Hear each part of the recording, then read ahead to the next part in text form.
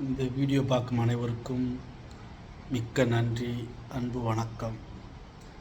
நானும் விஜய் ஒன்றும் இப்போ விமர்சிக்கவெல்லாம் வரல. இப்போ தான் கட்சி ஆரம்பித்து திருப்ப கொடியை அறிமுகப்படுத்தியிருக்காப்புல. அதனால் விஜயெல்லாம் விமர்சிக்க வேணாம். விஜய்க்கு வாழ்த்து சொல்வோம். வரட்டும், யார் வேணாலும் அரசியலுக்கு வரணும்.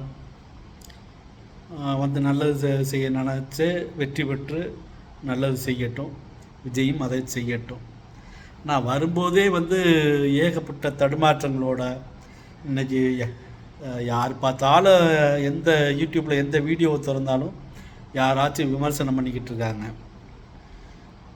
ஒரு கொடி மிக எளிமையாக தொண்டனுக்கு இது போய் சேரும். விஜய் ரசிகர்களுக்கு 2 யானை உள்ளது போய் சேரும்.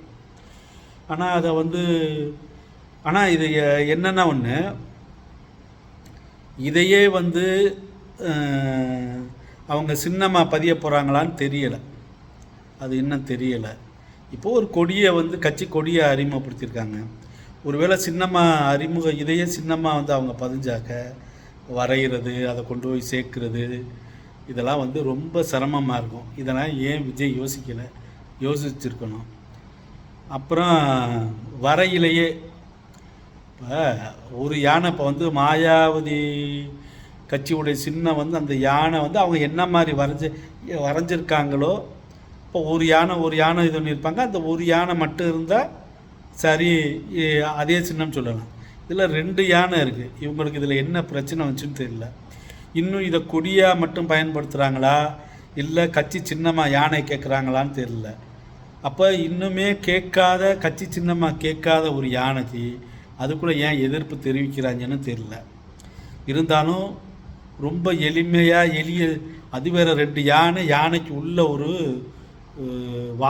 வாகைப்பூவான் பூ வேறு. இதெல்லாம் தேவையான்னு தெரியல. மஞ்சள் கலர், அருமையான கலர்.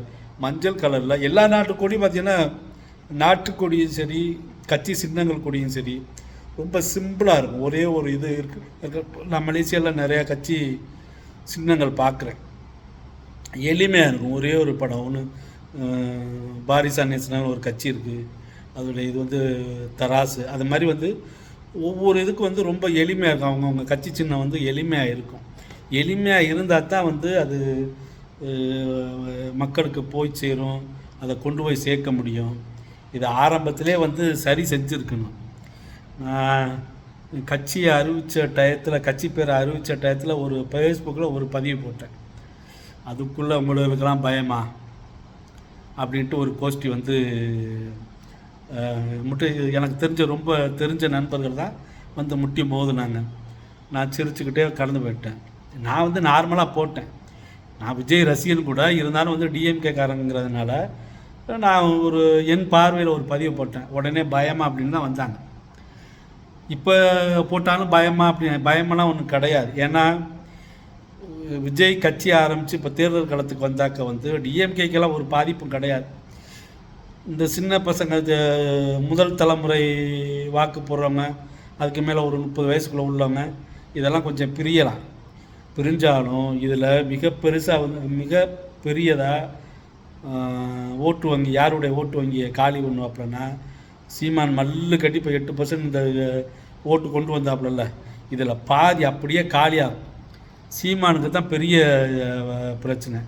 அப்புறம் கொஞ்சம் தடுமாற்றமாக சங்கி மனநிலை இல்லாமல் சங்கி ஆகக்கூடிய சுச்சுவேஷனில் இருக்கிற ஒரு குரூப்பும் பிஜேபிக்கு போகாமல் விஜய் பக்கம் திரும்புறதுக்கு ஒரு வாய்ப்பு இருக்குது. இது என்னமோ பேசி எங்கேயோ கொண்டாந்து பேசிக்கிட்டு இருக்கேன். விஜய்க்கு வாழ்த்து சொல்லுவோம். விஜய் கட்சி ஆரம்பித்ததுக்கு வாழ்த்து சொல்லுவோம். ஆனால் ஒரு 3 நாள் ரிஹர்சல் பண்ணி ஒரு 10 நிமிஷம் பட ப்ரொமோஷனில் பேசுகிற விஷயம் கிடையாது அரசியல். படத்தில் வசனமாக பேசுகிறது மட்டுமே கிடையாது அரசியல். களத்தில் இறங்கணும். நீங்கள் ஒரு வேளை ஜெயிக்கணும் அப்படின்னு, நீங்கள் ஜெயிக்கணும், முதல்வர் ஆகணும் அப்படின்லாம் உங்களுக்கு ஒரு கனவு இருந்துச்சுன்னா களத்தில் இறங்குங்க, போங்க. ஒருவேளை சீமானுக்கு கொடுக்காத அங்கீகாரத்தை உங்களுக்கு மக்கள் சீக்கிரமே கொடுக்கலாம். சீமான் மாதிரி புழுகாமல் என்ன செய்வோம் ஏது செய்வோம்னு தெளிவாக ஒரு வரையறை வச்சுக்கிட்டு களத்தில் இறங்குங்க. மாவட்டத்தோறும் மீட்டிங் போங்க, கூட்டம் போடுங்க, சரியான மாவட்ட செயலாளர்கள் உருவாக்குங்க, எல்லாம் செய்யுங்க. மக்களிடம் போங்க. மக்கள் வெற்றி ஒருவேளை உங்களை அங்கீகரித்து வெற்றியை கொடுக்கலாம். மிக்க நன்றி. இந்த வீடியோ பார்த்த அனைவருக்கும் இன்னொரு வீடியோவில் பார்ப்போம்.